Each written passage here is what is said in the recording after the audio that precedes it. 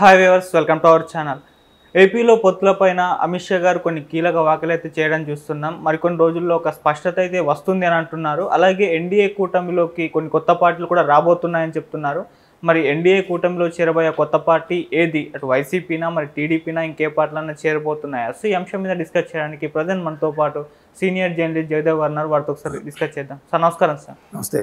NDA కూటమిలోకి కొత్త పార్టీలు వస్తున్నాయని చెప్పారు. మరి మరోవైపు వైసీపీ కూడా ఎన్డీఏ కూటమిలో చేరబోతుంది, అందుకోసమే జగన్ గారు ఢిల్లీ వెళ్లారని వార్తలు వినిపిస్తున్నాయి. మరి టీడీపీ కూడా చేరబోతుందన్న వార్తలు వినిపిస్తున్నాయి. మరి ఏది చేరే అవకాశం ఉంది సార్? టీడీపీ కేవలం రాష్ట్ర ప్రయోజనాల కోసమే బయటకు వచ్చింది అని అప్పుడులో చూసాం మనం. అది వాస్తవమే. ఎందుకంటే ఎన్డీఏ కూటమిలో టీడీపీ భాగస్వామ్యం అనేది ఇప్పటిది కాదు. వాజ్పేయి గారి నుంచి, అడ్వాణి గారి నుంచి కూడా ఎన్డీఏ కన్వీనర్గా కూడా పనిచేసిన అనుభవం ఉంది చంద్రబాబు నాయుడు గారికి. అప్పటి నుంచి ఉంది.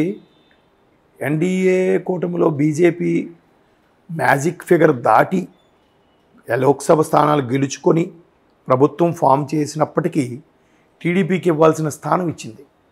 సెంట్రల్ మినిస్టరు కేంద్ర సహాయ మంత్రి ఏదో ఒకటి, అప్పట్లో అశోక్ గజరాజు గారికి కానీ, లేదంటే సుజనా చౌదరికి కానీ, సీఎం రమేష్ గారికి కానీ, ఎవరికైనా.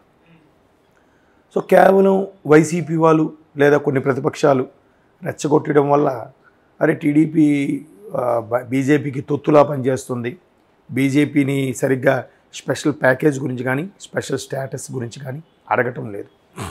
దానివల్ల రాష్ట్రం నష్టపోతుందని అనడం చంద్రబాబు గారు 18 ఎండింగ్ నుంచి కూడా 19లో కూడా స్టార్ట్ చేశారు. బాగా సోషల్ మీడియా ద్వారా, టీడీపీకి సంబంధించిన సోషల్ మీడియా ద్వారా కొంచెం ఘాటు వ్యాఖ్యలు చేయడం, మొత్తానికి పొత్తులోంచి బయటకు వచ్చేస్తున్నాం అన్నట్టుగా ప్రకటించారు. బయటకు వచ్చేసారు. బట్ సయోధ్య అయితే అలాగే ఉంది. అయితే ఇప్పుడు అమిత్ షా గారు కొత్త పొత్తులు ఎందుకు ప్రకటించారు అంటే దీనికి బీజం మళ్ళీ అక్కడికే వెళ్ళాలి. ఎక్కడికి? మోదీ గారు మొన్న లోక్సభ సాక్షిగా 400 పైచిలుకు సీట్లు తెచ్చుకుంటున్నాం. బీజేపీ 300 తెచ్చుకున్న మిగతా 100 కావాలంటే ఖచ్చితంగా మిత్రపక్షాలతోనే సాధ్యం. ఒక బీజేపీకే 400 అనేది అసాధ్యం అని నా ఫీలింగ్. ఎందుకంటే సౌత్లో సరిగ్గా పూర్తి స్థాయిలో పాగా వేయలేకపోయింది. మన తెలంగాణలో కూడా బండి సంజయ్ గారు ఉన్నప్పుడు ఓ మోస్తరుగా ఉన్న బీజేపీ వేరు, బండి సంజయ్ గారు తర్వాత బీజేపీ స్థానం ఏంటో అందరం చూసాం. ఇటువంటి నేపథ్యంలో బీజేపీకి ఖచ్చితంగా పాత మిత్రులు మళ్ళీ అవసరం. కొత్త మిత్రులు అంటే నా ఉద్దేశం ప్రకారం వైసీపీతో పొత్తు అని ఎక్కడా ప్రకటించలేదు. గత 5 ఏళ్లలో కూడా వైసీపీ ఎన్డీఏ కూటమిలోకి వెళ్ళిందని కానీ, ఎన్డీఏ కూటమిలో భాగస్వామ్యం ప్రయత్నించిందని కానీ, లేదా రాష్ట్ర ప్రయోజనాల కోసం స్పెషల్ ప్యాకేజ్ కానీ, స్పెషల్ స్టేటస్ కానీ, పోలవరం ప్రాజెక్టు కానీ, రైల్వే జోన్ కానీ, వీటి కోసం వైసీపీ బీజేపీతో గొడవ పడిందని కానీ, ఆర్గ్యూ చేసిందని కానీ, మీ మిత్రపక్షంలో చేరుతాం మాకు ఇవి ఇవ్వండి అని కానీ ఎక్కడా లేదు. కనీసం వైసీపీ వాళ్ళు డబ్బా కొట్టుకునే అంశాల్లో కూడా మనం ఎక్కడ చూడలేదు కదా. సో అలాంటప్పుడు వైసీపీ మళ్ళీ జాయిన్ అవుతుందని ఎందుకు అవబోతుంది అంటే, మీరు ఎందుకు అలా క్వశ్చన్ చేశారని నేను అనుకుంటున్నానంటే, లోక్సభలో వాళ్ళకి సీట్లు ముఖ్యం, సెంట్రల్లో పార్టీ ముఖ్యం. కేంద్రం గ్రిప్లో ఉంటే రాష్ట్రాలన్నీ మన గ్రిప్లో ఉన్నట్టే అనేది బీజేపీ యొక్క ధ్యేయం. సో ఇక్కడ ఎవరు గెలుస్తారో వాళ్ళతోనే పొత్తు పెట్టుకునే అంశంగా ఉంది. అందుకే చంద్రబాబుకు అరెస్ట్ అయినప్పుడు స్పందించలేదు. జగన్మోహన్ రెడ్డి గారు నా అరెస్ట్తో నాకు సంబంధం లేదు, సెంట్రల్తోనే సంబంధం అన్నప్పుడు కూడా బీజేపీ స్పందించలేదు. మీరు గమనించారా? చంద్రబాబు అరెస్ట్ అప్పుడు స్పందించలేదు. జగన్మోహన్ రెడ్డి ఏమన్నారు, నేను లండన్లో ఉన్నాను, నాకు అసలు అరెస్టే తెలియదు, ఇది ఐటీ సంబంధించిన, సెంట్రల్ సంబంధించిన అరెస్ట్ ఇది అన్నా కూడా బీజేపీ దీన్ని ఖండించలేదు, దీన్ని ఖండించలేదు. అంటే అర్థం ఏంటి? వాళ్ళంత అమాయకులా, తెలివి తక్కువ వల్ల కాదుగా. కేవలం ఇక్కడ ఎవరు మద్దతు ఉంది, ఎవరు గెలుస్తారు, వాళ్ళు మాకు మద్దతు ఇస్తే చాలు, మేము సేఫ్ జోనా కాదా అనే ఆలోచిస్తుంది బీజేపీ. అయితే ఆల్రెడీ బీజేపీ వాళ్ళు కూడా సెంట్రల్ ఇంటెలిజెన్స్ ద్వారా కొంత సర్వే చేయించుకున్నారు. ఆ సర్వేలో టీడీపీకి బ్యాండ్ బాజాలాగా బాగా మంచి ఫ్లో ఉందని కూడా అర్థమైంది. కాబట్టి మరలా చంద్రబాబు గారిని పిలిచారని నా అభిప్రాయం. వార్తల్లో కూడా మనం చూస్తే చంద్రబాబు గారిని అమిత్ షా కలవమన్నారని వెళ్ళారనే వార్తలు చూసాం. కానీ చంద్రబాబు గారు వెళ్ళారన్నట్టు మనం ఎక్కడ చూడలేదు. అర్థమవుతుందా? కాబట్టి చంద్రబాబు గారు వెళ్ళారు. చంద్రబాబు గారు ఉన్నప్పుడే పవన్ కళ్యాణ్ గారు కూడా వెళ్ళారు. అంటే అర్థం ఏంటి? పొత్తుల విషయంలో ఆల్రెడీ చంద్రబాబు గారికి ప్రస్తావించి ఉంటే ఆయన చెప్పే ఉంటారు, ఆల్రెడీ మేము జనసేనతో కలిసి వెళ్తున్నాం, జనసేనకి ఇవ్వాల్సిన సీట్లు కొన్ని కేటాయించాలి, ఇవ్వాలి, మళ్ళీ మీకు ఇవ్వాల్సి వస్తే మాకు మళ్ళీ పొత్తుల్లో ఇబ్బందులు కలుగుతాయి, ఆల్రెడీ పార్టీల్లో రెబల్స్ ఎక్కువ అవుతారు అని బహుశా మా ఐడి గారు చెప్పుంటారు. అందుకు పవన్ కళ్యాణ్ గారిని కూడా పిలిచి ఆయన సమక్షంలో ఇద్దరికి క్లారిటీ ఇచ్చి ఉంటారు. అది మంచిదే కదా, ముసుగులో గుద్దులాడేందుకు.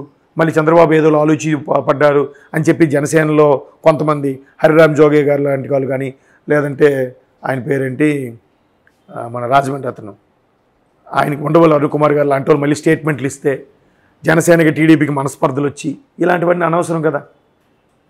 అందుకు చంద్రబాబు గారు పవన్ కళ్యాణ్ సమక్షంలోనే అమిత్ షా గారితో క్లారిటీ అంటే నేను అనుకుంటున్నాను.